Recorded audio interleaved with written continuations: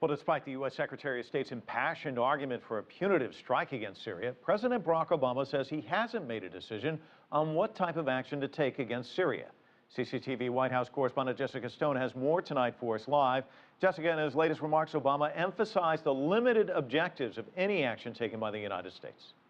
Absolutely. He's actually said it on more than one occasion, but at least twice in his public remarks today, calling what he's considering a limited, narrow act, saying it will not be open-ended and it will not involve boots on the ground, perhaps in part because the American public does not have a majority that are getting behind this effort.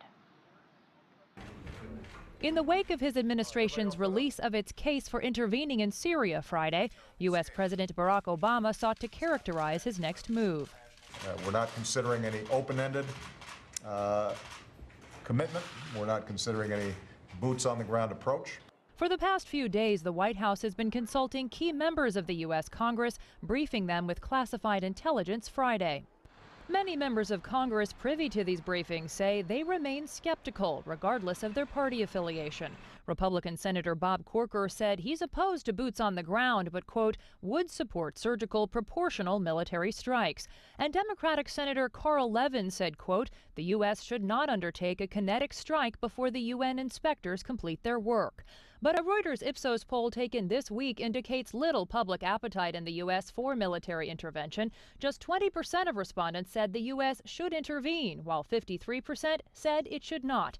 Just last week, support for intervention stood at 9% in the same poll. What our data is showing is that support for intervention, although certainly still minority support, it is increasing as the public learn more about what has been done in Syria to the people of Syria.